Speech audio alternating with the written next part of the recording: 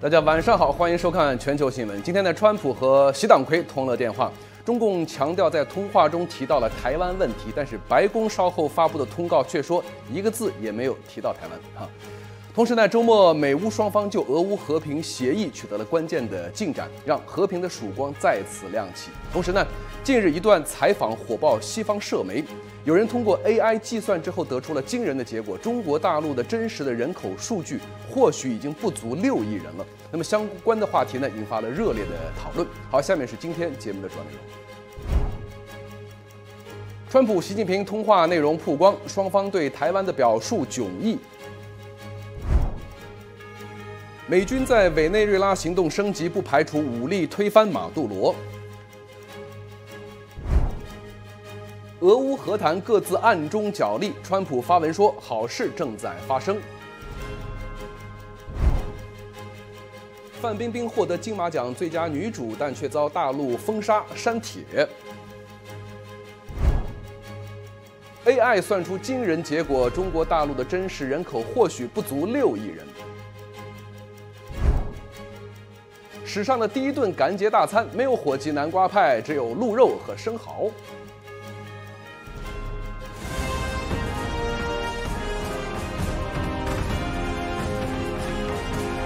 您正在收看的是新唐人全球新闻，在美国纽约总部为您播报。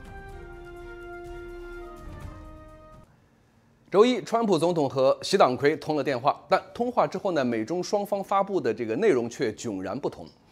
川普总统呢还透露说呢，明年4月他将会到访中国。另外呢，第一夫人梅拉尼亚今天在白宫迎接圣诞树，标志着美国圣诞节日季的正式开始。明天，川普总统还将赦免2只从北卡州挑选的幸运火鸡。然后呢，总统夫妇将会返回佛州的海湖庄园欢度感恩节。好，下面请看本台驻华府记者张亮、任浩发来的报道。今天上午，川普总统呢跟中共党魁通了电话。川普总统表示，双方呢通话愉快。通话后呢，美中双方都公布了相关内容。中共用2战做理由呢，为占领台湾找借口，而川普总统呢则明确表示，通话中对台湾只字未提。川普总统说，通话很愉快，内容包括俄乌和平、芬太尼、美国大豆等农产品问题。他说，习党魁邀请他明年4月访问中国，他也邀请习之后对美国进行国事访问。在这份简短的声明中，川普总统强调，中方同意购买大量美国农产品，他为美国农民达成了意义重大的协议。中共喉舌新华社在通稿中则完全没提购买美国农产品和芬太尼问题，而是用2段话称台湾回归中国是2战胜利的成果，称川普总统理解台湾问题对于中国的重要性。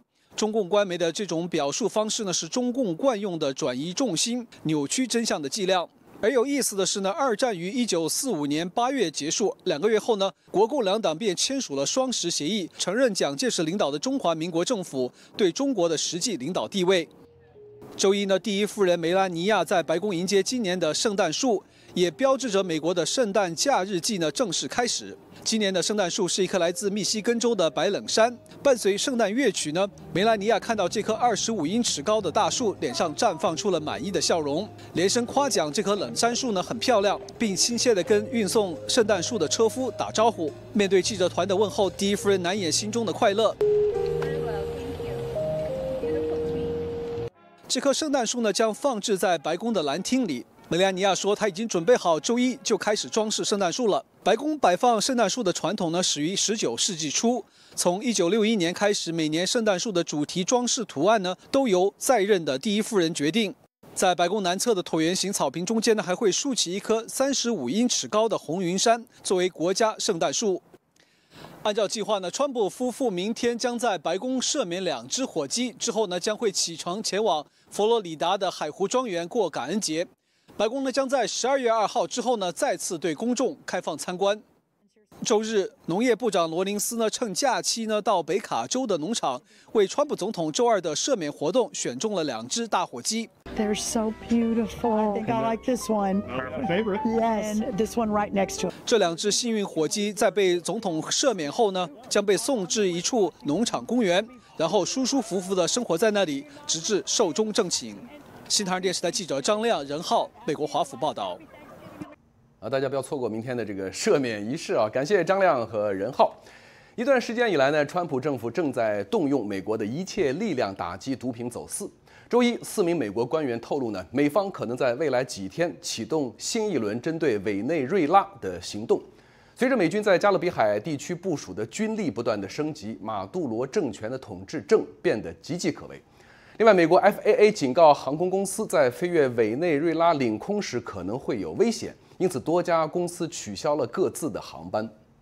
据路透社报道，一名高级政府官员在周六表示，川普总统准备动用美国的一切力量阻止毒品流入国内，并将相关责任人绳之以法。他还强调说，对于委内瑞拉的马杜罗政权，任何选项都在考虑之中。另外，有官员补充说，美国政府目前甚至可能在考虑推翻马杜罗独裁政权。美军在加勒比海地区的军事部署已经持续了几个月，川普总统也已经授权中情局在委内瑞拉进行秘密行动。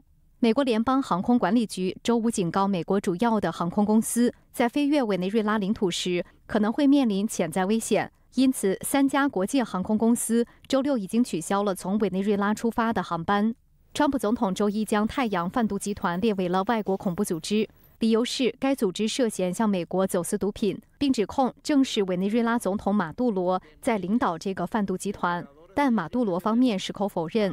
川普总统表示，这将允许美国打击马杜罗在委内瑞拉的资产和基础设施，但他也表示有可能会通过谈判来寻求解决方案。自今年9月份以来，美军已经对加勒比海和太平洋地区的贩毒船只进行了至少21次军事打击行动，击毙了83名毒贩。但有人权组织谴责这些打击行为是非法的，一些美国盟友也对此表示担忧。近日，曾经在美军服役的民主党参议员马克·凯利等6名民主党议员联合制作了一段影片，在片中，他们怂恿美国部队的军人拒绝执行总统的所谓非法命令。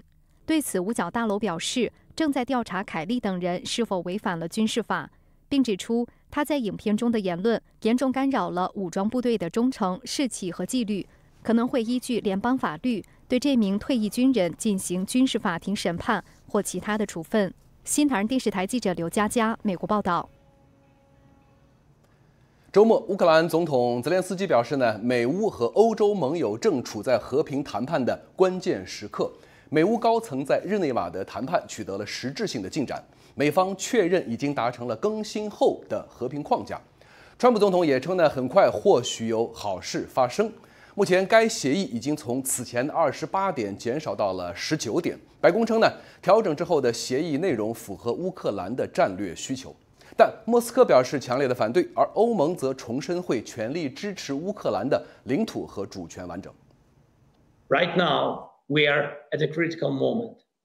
乌克兰总统泽连斯基提到的关键时刻，指的是乌克兰和欧洲盟友正在与美国就最新的俄乌和平协议进行紧张磋商。这份协议关乎乌克兰未来的国家走向和是否能尽快迎来和平。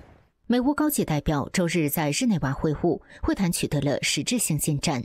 美方在当晚的声明中证实，尽管还存在悬而未决的问题，但更新和完善的和平框架已经达成。川普总统周一也发文说，眼见为实，但或许真的有好事正在发生。In the steps we have coordinated with the side of the U.S., we managed to keep extremely sensitive points on the table. Putin wants legal recognition for what he has stolen, to break the principle of territorial integrity and sovereignty. And that's the main problem. 这轮谈判是基于美国草拟的28点和平计划展开的。批评人士认为，原方案过于偏袒俄罗斯。据知情人透露，乌克兰和欧洲提出的修订方案包括反对割让没有被俄军占领的土地，领土谈判必须以当前战线为起点进行。乌军的规模上限要从60万扩大至80万。乌克兰需要得到类似北约集体防御的安全保障，以及改动乌克兰不加入北约的表述等。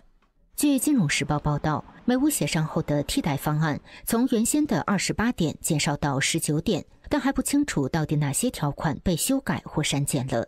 白宫表示，乌方认为调整后的和平方案符合乌克兰的核心战略需求。不过，这样的协议让俄罗斯坐不住了。克里姆林宫周一反对称，欧洲方面提出的反提案不具有建设性，对莫斯科来说行不通。Мне кажется, в этот раз тоже ничего не получится. Очень хочется, чтобы все это быстрее закончилось. Относимся положительно, естественно, положительно. Потому что можно прекратить это безумие, но, честно говоря, надежды очень мало. 美国国务卿卢比奥表示，美乌双方同意在未来几天继续就提案进行密集磋商。他希望能在周四达成协议，但也暗示可能需要更长时间。有消息称，泽连斯基最快可能于本周与川普总统会面。周一，欧洲政要再次表达了对乌克兰的支持。As we do, we must remain united and keep placing Ukraine's best interest at the center of our efforts. Ukraine's territory and sovereignty must be respected. The European Union is committed to continue providing President Zelensky with all the support he needs: diplomatic support, military support, economic support. 与此同时，战场上依然硝烟弥漫。俄军出动攻击无人机，夜袭了哈尔科夫地区，导致至少4人罹难。俄军周一还声称，他们已经控制了扎波罗热地区的扎特什西亚村。另一边，俄罗斯最古老的发电厂之一，位于莫斯科州的沙图拉发电厂，周日遭到乌克兰的猛烈袭击，火光冲天。莫斯科机场也被迫关闭。新唐人电视台记者易静综合报道。周末，白宫表示呢，周日和乌克兰的会谈是富有建设性的。国务卿卢比奥周一透露呢，双方的谈判分歧正在缩小。乌克兰总统泽连斯基也公开感谢美国的援助。另外，土耳其总统埃尔多安周一和普京通了电话，推动和平进程，并努力重启黑海的粮食运输。先前提出的28点和平计划引发欧洲盟友不满。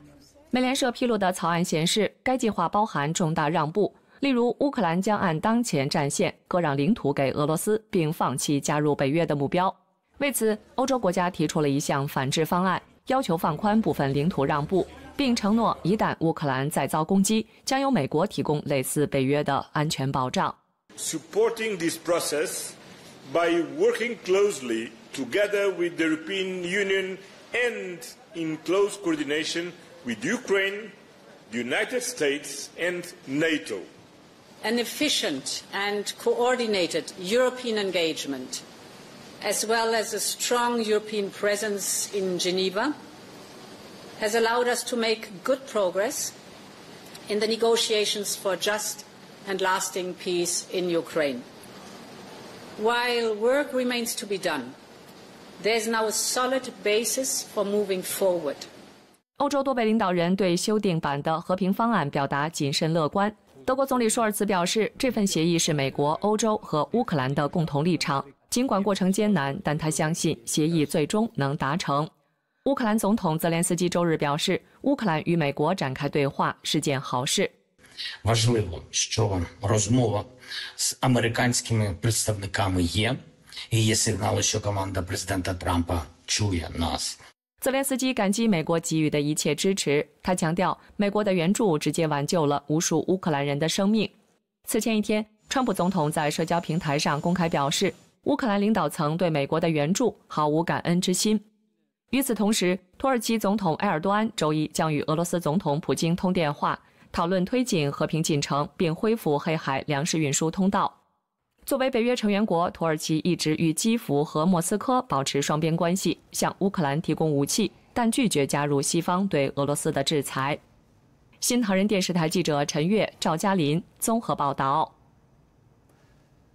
近日，美国前 FBI 局长科米以及纽约州总检察长詹乐霞面临的刑事起诉，今天被一名联邦法官驳回。该法官判定呢，负责案件的临时检察官哈里根没有经过参院的合法任命，因此他的所有行为属于无法行使行政权力，因此无效。周一，联邦法官卡梅伦·科里驳回了对前 FBI 局长科米和纽约州总检察长詹乐霞的起诉，理由是提起诉讼的检察官任命无效。法官表示，司法部长邦迪任命的林赛·哈里根为弗吉尼亚州东区临时联邦检察官后，所有由此产生的行为都属于非法行使行政权力。他在裁决书中表示，司法部长任命哈利根为弗吉尼亚州东区联邦检察官的行动无效。由于哈利根没有合法权利提起诉讼，我将批准科米的动议并驳回起诉。根据美国法典，临时检察官的任期为120天，同时进一步规定，如果参院没有任命继任者，地区法院可以任命一名联邦检察官，填补120天期限结束时的空缺。此前，在11月13日的听证会上，司法部称，法律没有规定司法部长任命检察官的最初期限为120天。相反，法律允许司法部长连续任命检察官，并且每位检察官的任期都是120天。由于哈利根的任命违反宪法任命条款，法官没有权利向大陪审团提交案件，因此驳回这2项起诉，但不排除会再次起诉。不过，届时科米案的诉讼时效已经过期了。The Department of Justice will be appealing very soon, and it is our position that Lindsay Halligan is extremely qualified for this position, but more importantly, was legally appointed to it. 目前，如果在120天期限结束时，哈利根的职位依然空缺，那进一步进行临时任命的专属权力将转移到地区法院，直到总统提名的人选或参院确认。周一，美国敦促欧盟放宽对科技业的监管，以换取调降对欧盟钢铁和铝产品的进口关税。美国商务部长卢特尼克结束了与欧盟官员90分钟的会晤后表示，欧盟27个成员国首先需要重新审视科技相关规范，调整得更加平衡。If they can come up with that balanced approach, which I think they can, then we will together with them handle the steel and aluminum issues and bring that on together. So that's all on the right track. 欧盟贸易专员塞夫科维奇强调，这些规则不具歧视性，也并非针对美国公司。他表示会持续与美方对话，澄清立场。We have seen the first-hand what any over-dependency can do to our industry and to our economy, so we must act strategically and swiftly. And I would expect my team to travel to US in coming weeks to engage on all these issues. 对于欧盟限制硅谷的科技巨头要求大型线上平台处理有害内容的规则，川普政府一直持批评态度，认为这些规则就是针对美国科技公司设置的，而欧盟则多次表示，欧盟拥有监管主权。新唐人电视台记者王资义美国报道。周日，日本首相高市早苗首次出席 G20 峰会，与多国领导人举行了双边会谈。他在发言中强调建构自由开放的印太地区，并呼吁建立稳健的关键矿产供应链。期间高市和中共代表零互动，引发媒体的关注。那么与此同时日本防卫大臣小泉进次郎视察了紧邻台湾的与那国岛的军事基地，宣布部署中程地对空导弹。随着中日关系的紧张局势加剧周一有12条中日直飞的航线宣布取消所有的航班。日本首相高市早苗上任后首次出席位于南非的20国集团峰会，除了发表演说，他还和英国、德国以及印度等国家领导人举行了双边会谈，延续经济和安全等领域的合作，以建构自由开放的印太地区。在11月23日的峰会上，高市早苗呼吁各国共同努力，建立有韧性和可靠性的重要矿产供应链。而在22号的大合照的环节，高市和中共代表双方零互动，备受外界的关注。今回の G20 サミットでは李強総理と会話する機会はございませんでした。その上で日中間に懸案と課題があるからこそそれらを減らし理解と協力を増やしていくべきだと考えております。我が国としては中国とのさまざまな対話についてオープンでございます。扉を閉ざすようなことはいたしておりません。就在中日关系紧张之际，日本防卫大臣小泉进次郎周日视察了靠近台湾的一个军事基地与那国岛，并宣布计划在该岛部署地对空导弹部队。現在配備に向けた準備を着実に進めているところであり、与那国駐屯地への配備を計画している中距離地対空誘導弾部隊、こちらは島の安全を守るための部隊であり、配備によって我が国への武力攻撃そのものの可能性を低下させることができると考えており、地域の緊張を高めることになるというご指摘は当たらないものと考えています。另外，针对中共周五致函联合国，提出台湾问题，并称会采取自卫措施的言论，日本外务省周六驳斥了中共的主张，并表示日本对和平的承诺不变。与此同时，日本共通社周日报道，香港已经暂停了与日本领事馆的往来。据日本的旅游数据显示，去年约有268万香港居民造访日本，占了外国游客总数的7.3%。包括国泰航空在内的香港航空公司在过去2周表示，将提供修改赴日本航班的选择。截止到11月24日，已经有12条中日直飞航线取消了所有航班。新唐人电视台记者郭约西综合报道。虽然中日关系日趋紧张，但是值得注意的是呢，高市内阁目前的支持度超过了70%，并没有受到中日外交风波的影响。G20 峰会今年在南非召开，日本首相高市早苗上任后首次出席，并与各国领导人会面，互动热烈。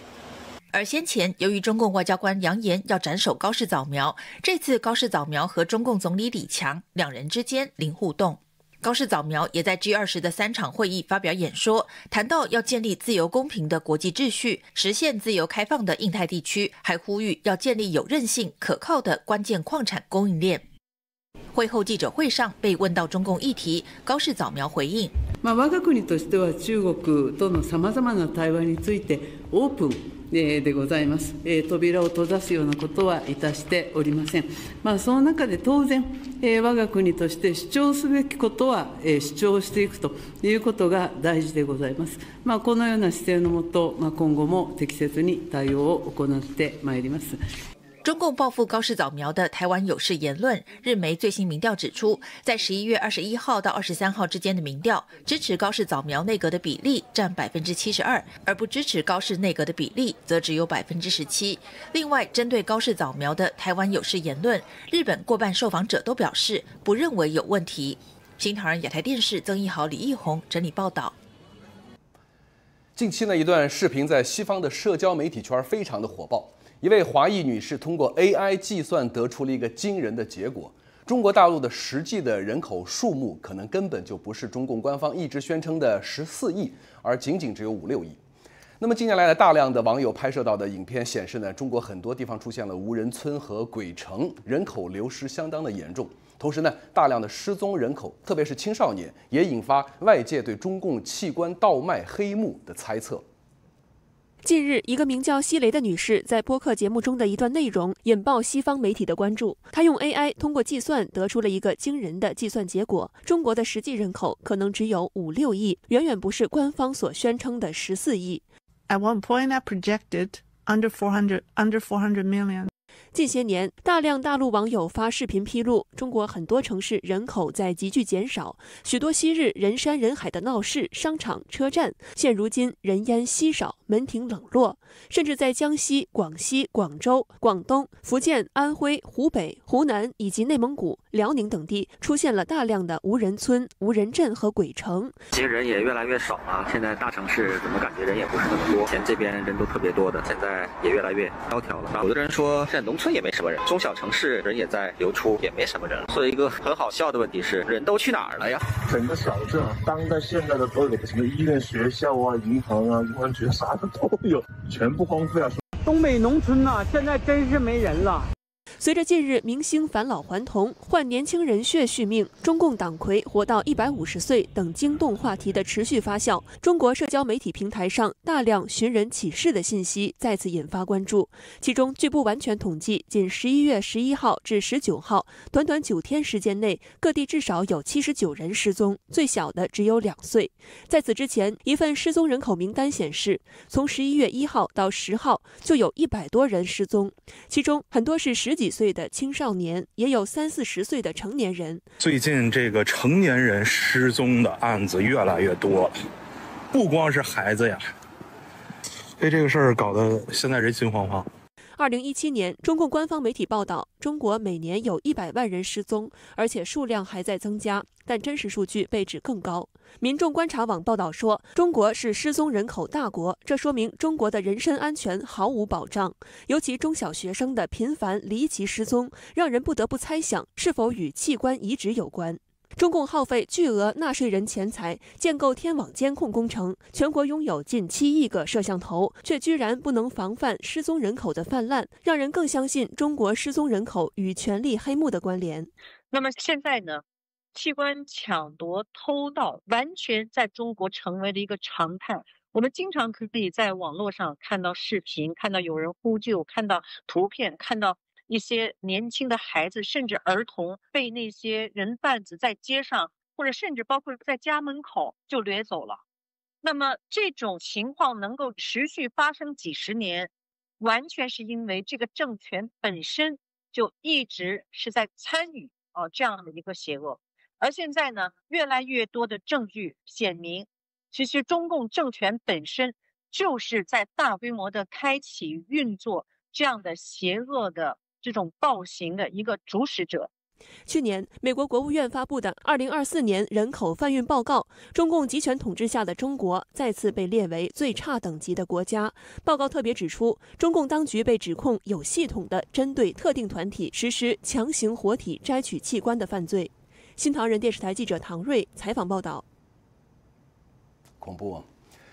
中共政治局第3号人物赵乐际呢，近日率团到访澳洲，澳洲议会大厦却罕见地向全体议员下达指令，要求在中共代表团参访期间呢，必须关闭手机和其他的电子设备，而且要切断网络连接和蓝牙等，以防泄密。在野党领袖保林·韩森发文表示呢，如果议会发布这样的警告，那来的这个人就不是客人，而是骗子，更是对我们民主社会的真实的威胁。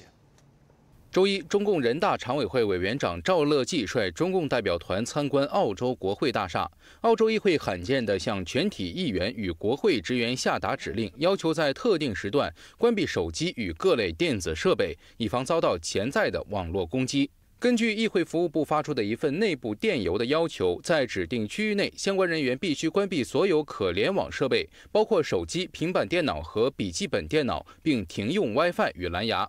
电邮甚至详细标出中方代表团在国会大厦的行进路线，提醒议员要特别注意。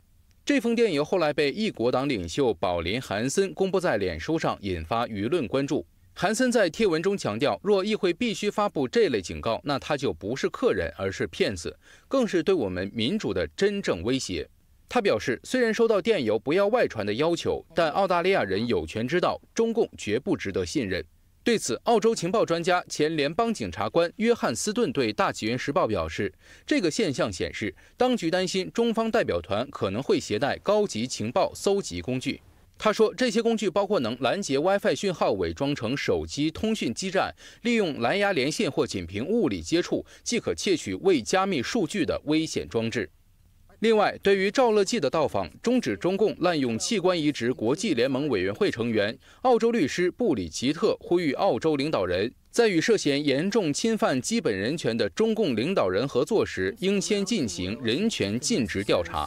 赵乐际被指控在担任中央纪检委书记期间，广泛参与了对法轮功修炼者的迫害。2020年8月11号，美国追查迫害法轮功国际组织专门发布了对赵乐际的追查通告。今年10月，法轮大法信息中心呼吁美国政府对赵乐际严重侵犯人权的行径实施制裁。澳洲律师布里吉特指出，中共已犯下一些最令人发指且严重的罪行，包括对基本人权，尤其是生命权的极度侵犯。这些受害群体包括维吾尔族和法轮功学员等，他们因文化、宗教及信仰原因被强制拘禁在集中营。诺贝尔和平奖提名人、加拿大国际人权律师大卫·麦塔斯也表达了与布里吉特相同的担忧。他在10月访澳期间也提出了同样的观点。麦塔斯指出，中国的器官移植系统仍然缺乏基本的透明度和独立监督，在这种环境下建立合作关系风险巨大，不仅可能损害声誉，还涉及共谋严重侵犯人权。依据国际人权法律，可能需承担相关责任。新唐人电视台记者赵凤华综合报道。周日，以军对黎巴嫩贝鲁特的南郊发动了大规模的空袭，击毙了真主党武装最高指挥官塔布塔巴伊。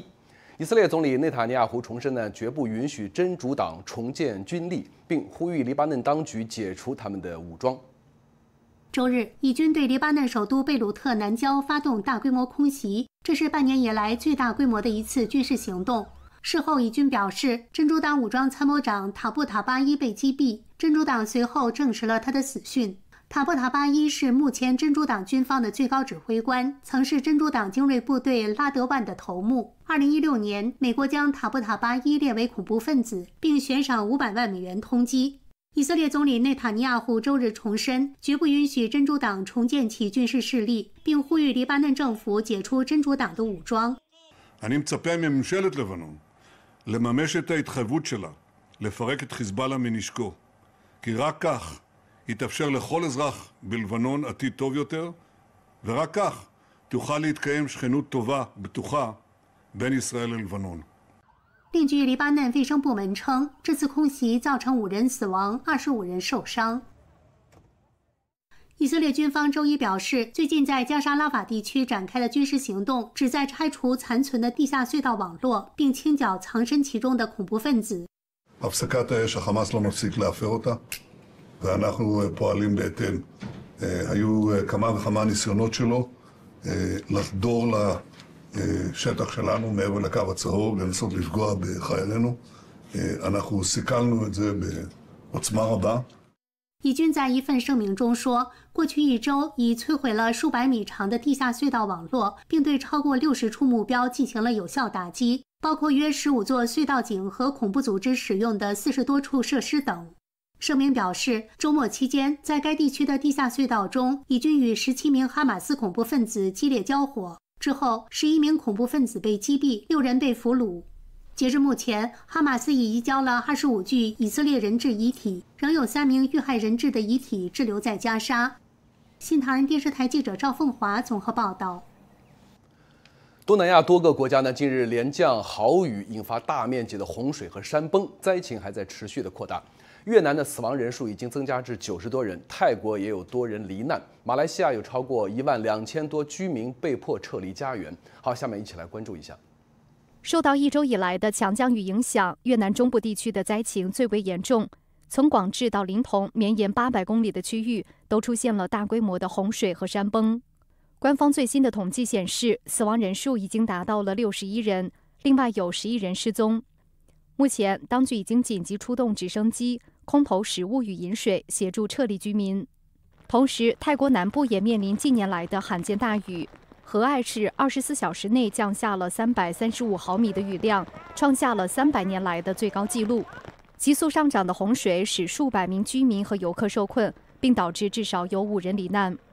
在东南亚的另一个国家马来西亚，也在承受强降雨带来的压力。马来西亚官方表示，目前9个州有超过12500人正在撤离，其中以东北部的吉兰丹的灾情最为严重。当局已经启动了80多座临时安置中心，并呼吁民众提高警觉。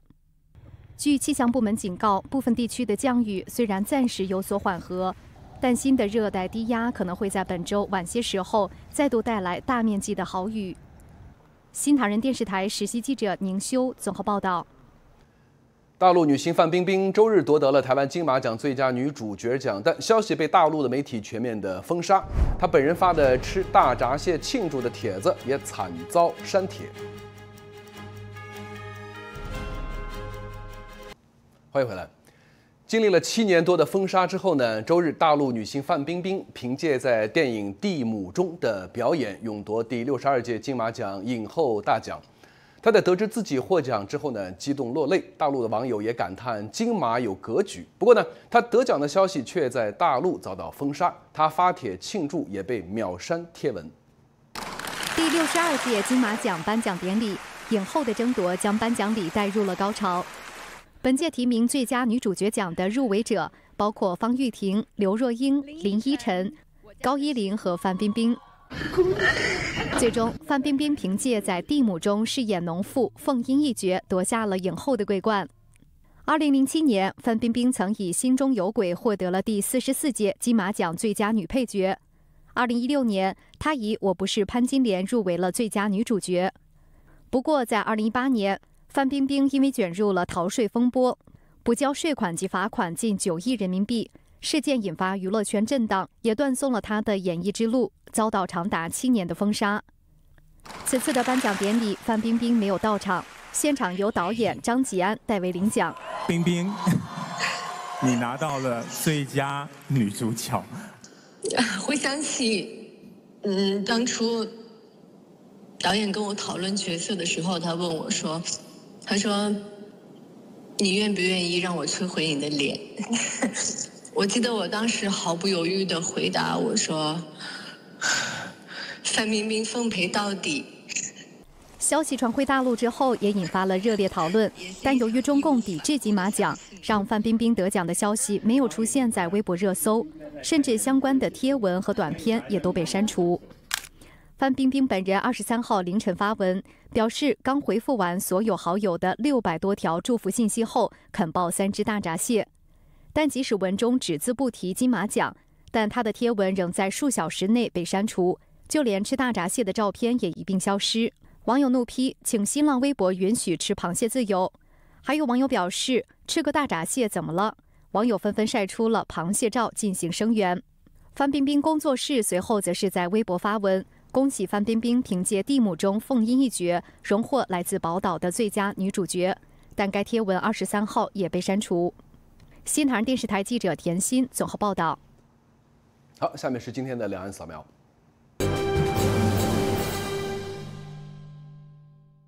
中国贵州近日推行的强制挖坟火葬政策，引发当地民众强烈抗议。据报道，11月22日，贵州省贵阳市连续爆发2起农民示威事件，村民怒喊：“如果共产党说挖出来，就把习近平家作为先挖了再说。”因长期遭暴力对待，近日，上海访民何秀婷向上海市公安局申请随身携带管制刀具行使自卫权，但遭拒绝。不过，蹲守在他居住小区的黑保安目前已经撤离。杭州曾作为大陆电商企业的聚集地，而吸引了大批草根网红，甚至因为近万名主播聚集在一栋大楼内而成为一时之奇观。但今年以来，大量网红主播和多家网络直播机构相继从杭州撤离，导致知名网红大楼的租金近乎腰斩。一位电商直播主表示，疫情期间从事电商直播业的人数出现爆发式增长，但现在市场已经严重饱和。另有网友表示，中国经济一片萧条，这2年不仅网红难做，各行各业都一样举步维艰。据中国连锁经营协会发布的数据显示，去年中国有3037家超市倒闭关门，其中 Top 100超市门店的数量已经减少2750家，而在疫情前的高峰时期，这个数量约为3.1万家。另据分析人士表示，传统的一站式购齐的大型超市正在慢慢消失，这与经济急速下行、消费能力不断下降以及电商的兴起带来的冲击等都有关系。今年的黑色星期五，在商家提前跳楼大甩卖和网购的助攻之下呢，大众的消费热情高涨。今年的购物季销售额有望突破1万亿美元。本周五就是黑色星期五了，不过呢，现在的黑五已经不再像过去那么疯狂了，主要是因为呢，商家现在很大的折扣早就不再仅限于黑五当天了。加上网购越来越方便，过去那种半夜起床顶着寒风大排长龙的画面呢，已经越来越少了。但是人们购物的热情却丝毫不减。据美国全国零售联合会的预测呢，今年美国假日购物季的消费额将首次突破1万亿美元大关。根据全国零售联合会预测，今年从感恩节到网络星期一的5天假日购物期，美国将有1亿8600多万人会参与购物活动，高于去年的1亿8300万人，创下历史新高。而11月和12月的总销售额预计将首次突破1万亿美元，增幅在3.7%到4.2%左右。不过，专家表示，今年人们想要判断何时下手变得更困难了。因为许多商家提前开启了黑五促销，真正黑五当天就不一定还有同样的优惠，也不保证热门商品还有库存。事实上，沃尔玛、Target 等零售商早在11月初就开始放出黑五大促销了，有些商家甚至在10月就推出黑五前优惠。再加上网购日益便捷，排队文化逐渐消失，消费者现在更看重快速送货到家、免运费等便捷服务。所以，如今的黑五已不再是过去的5小时冲刺，而是一场为期1整月的折扣马拉松。会员仓储式超市 Costco 也推出了假日早鸟优惠，涵盖电视、笔记本电脑、厨房电器等热卖商品，还包括几款受欢迎的苹果产品。再来看看感恩节的餐桌。据美国农场局联合会的调查显示，今年一只16磅重冷冻火鸡的平均价格是21.5美元，每磅约1.34美元，而去年是每磅1.6美元。这种降价多半是零售商的亏本促销策略，用火鸡来吸引顾客，然后带动其他相关商品的销售。不过，火鸡的批发价却大幅上升了。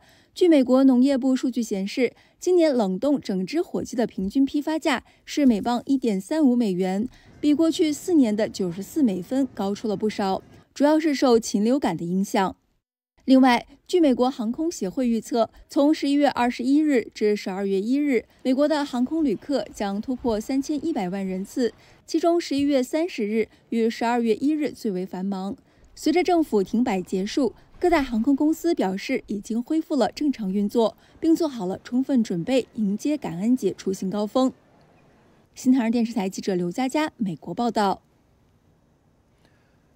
今年全球租金最昂贵的购物街的名头呢，被英国伦敦的新邦德街给拿下了。它每平方英尺的年租金高达2231美元，超过了纽约的第5大道和米兰著名的蒙特拿破仑大街。好，下面请看今天的财经快报。美国联邦存款保险公司周一公布，美国银行业第3季度盈利增长13.5%，达到793亿美元。这主要是得益于非利息收入的增加和准备金亏损的减少。银行存款也连续第5个季度增加，比上一季激增了886亿美元。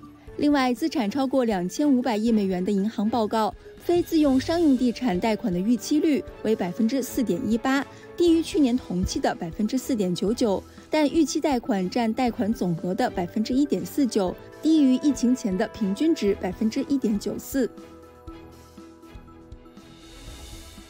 美国制药巨头礼来公司周末市值突破1万亿美元，成为全球第1家跻身万亿俱乐部的医疗保险企业，也是继巴菲特的伯克希尔哈撒韦之后第2家市值超过1万亿美元的非科技类大公司。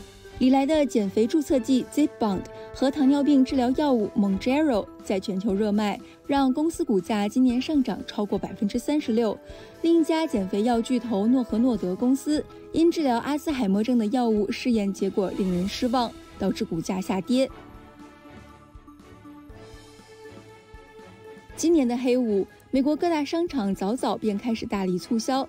据针对1000多名家长的民调显示，54%的孩子想要娃娃、积木等玩具和游戏产品，47%的孩子想要最新款的 iPhone、任天堂游戏机和 Switch 手表等科技产品，32%的孩子希望得到演唱会、体育赛事的门票，29%的孩子想要漂亮的衣服，28%的孩子希望得到其他新奇的物品。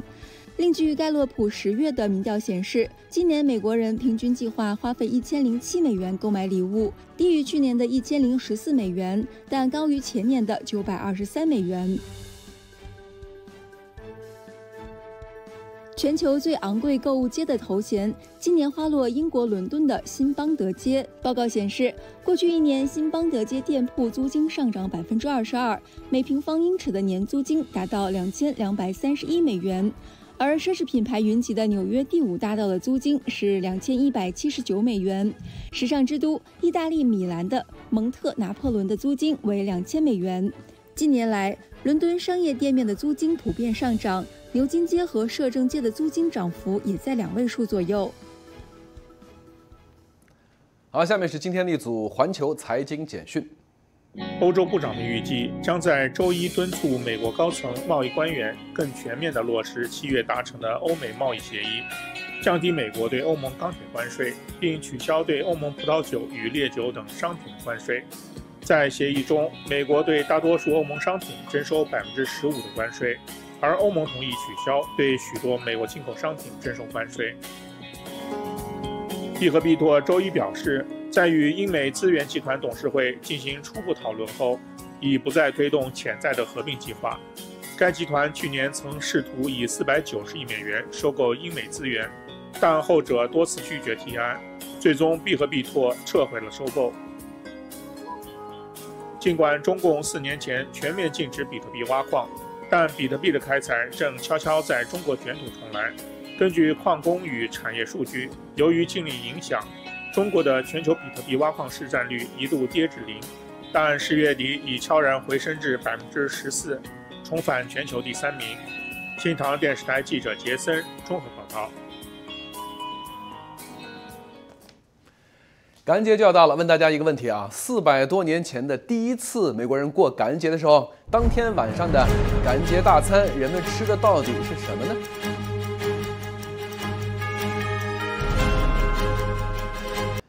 ？1621年，美国东部海滨小镇普利茅斯诞生了第一个感恩节。据当时的记录呢，第一顿感恩节大餐的主食啊，其实是6只鹿。当时的蔓越莓啊，酸得难以下咽，糖是又稀少又昂贵，马铃薯还要再等100多年才能传入北美呢。历史学家指出呢，当时火鸡、南瓜和甜点都不存在，所以咱们今天所熟悉的这个感恩节火鸡大餐、蔓越莓酱和南瓜派，其实是到了19至20世纪才成型的。从历史记录看，1621年普利茅策的第一个感恩节中，唯一提到的食物是6只鹿。因为当时在英格兰，鹿肉是贵族阶级的特权，平民吃不到，能在宴席上吃到鹿肉，格外令人兴奋。Cranberries were around, but they were bitter, and people generally didn't eat them until they had enough sugar to pack into it. 而当时没有太多甜味来源，糖是非常昂贵且罕见的调味料。There weren't potatoes either. Potatoes weren't something that would be part of the English or the colonial staple diet for over 100 years. 比克汉姆表示，他们有可能吃南瓜和生蚝。当时美洲原住民主食有玉米、豆类和南瓜。原住民教会第一批清教徒种植作物和捕鱼，生蚝是清教徒撑过第一个冬天的关键。估计南瓜派不会出现在餐桌上，因为当时没有任何乳制品。也不清楚当时有没有火鸡大餐，记录中并没有记载。So many of the traditions that we associate with Thanksgiving today, like the turkey on the table, took shape in the 19th and 20th centuries. Cranberry sauce wasn't big until the 20th century. Pumpkin pie didn't really take off as a major dessert for Thanksgiving until 1912. 从历史的角度来看，感恩节的菜单一直随着时间而变。比克汉姆教授提醒，感恩节真正的重点不是你吃了什么，而是你和谁一起度过。新唐人电视台记者唐丽、高玉综合报道。好，下面还是个跟吃有关的内容啊。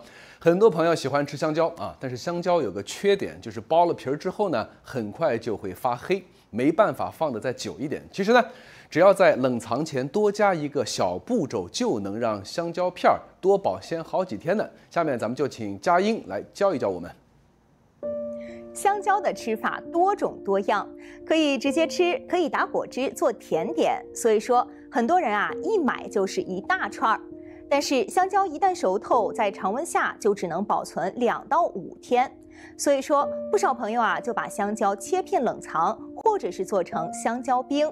可是切开后没多久，香蕉的果肉就会容易氧化变黑，令人烦恼。对此，食品专家提醒我们，其实只要在切好的香蕉片上抹上一点柠檬汁，就能够有效的防止变色，让香蕉啊能够多保鲜好几天呢。这是因为柠檬汁里的柠檬酸能够降低香蕉表面的 pH 值，抑制酶的活性，还会形成一道天然的保护膜，阻挡氧气接触，从而延缓了变色的过程。美国《真实简单》杂志的食品专栏作家菲利弗莱也建议，在香蕉片上轻轻刷上一层柠檬汁，再用保鲜膜包好，放到密封容器里冷藏。这样的香蕉切片能保持新鲜3到4天呢。不过要注意，青涩未熟的香蕉可千万别急着放进冰箱里，因为低温会让香蕉的成熟过程暂停，导致香蕉出现冷害现象，味道变苦，口感也会变差。香蕉不仅好吃，还富含钾离子、膳食纤维、维生素以及抗氧化物，有助于预防心血管疾病、记忆力衰退，甚至还能够减缓焦虑和抑郁。但是专家也提醒，肾脏疾病患者如果摄入过多的香蕉，可能会因为钾代谢异常而出现肌肉无力、嗜睡、心率减慢等等症状，应该避免食用。此外，糖尿病患者也要注意摄入量，因为香蕉的含糖量可是比较高的。好了，下次吃香蕉的时候啊，记得试试加一点柠檬汁哦。哎，太好了，我还总是这个发愁香蕉没法放得太久呢。这下回家我就试试去啊，大家也可以试一试。然后呢，希望您把您这个试验之后的结果写到我们的留言区，咱们一起分享一下啊。好的，感谢佳音，也感谢您的收看，祝你晚安。